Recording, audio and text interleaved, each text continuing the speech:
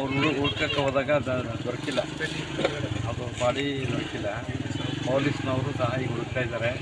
ನಮ್ಮ ಗ್ರಾಮದವರು ಸುಮಾರು ರಾತ್ರಿ 11-12 ಗಂಟೆಯಿಂದ ಬೆಳಗಿನ ಜಾವ 5 ಗಂಟೆವರೆಗೂ ಹುಡುಕಿದ್ದಾರೆ. ಈಗ ಹುಡುಕಿದ್ದಾರೆ, ಅವ್ರಿಗೆ ಏನು ಪತ್ತೆ ಆಗಿಲ್ಲ. ಕಸುವಿನಹಳ್ಳಿ ಬಸ್ ಸ್ಟ್ಯಾಂಡಿಂದ ಜಮೀನಿಗೆ ಎಷ್ಟು ದೂರ ಆಗುತ್ತೆ? 700-800 ಮೀಟ್ರ್ ಜಮೀನು. ಹತ್ತಿರ ಯಾವುದು ಕಾಡಿಲ್ಲ? ಕಾಡಿಲ್ಲ, ಇಲ್ಲ ನೀರಲ್ಲಿ ಹಳ್ಳ ಸ್ವಲ್ಪ ಬೆಳ್ಕೊಂಬಿಟ್ಟಿದೆ. ಹಾಂ, ಆಯಿತಾ. ಇಂಥ ರೈತರಿಗೆ ನಮ್ಮಂಥ ಸಾಮಾನ್ಯ ಜನಕ್ಕೆ ಈ ರೀತಿ ಆದರೆ ಮುಂದಿನ ಜನ್ರೇಷನ್ಗೆ ಏನು ಪ್ರಾಣಿಗಳು, ಕಾಡು ಪ್ರಾಣಿಗಳು ಜಾಸ್ತಿ ಇದ್ದಾವೆ ಇಲ್ಲಿ. ಅದ್ರ ಜೊತೆಗೆ ಬೇರೆ ರೀತಿಯ ವ್ಯವಹಾರಗಳು ನಡೆದಿದೆ. ಆದ್ದರಿಂದ ಸೇಫ್ಟಿ ಅಂತಕ್ಕಂಥದ್ದು ಯಾರಿಗೂ ಇಲ್ಲ.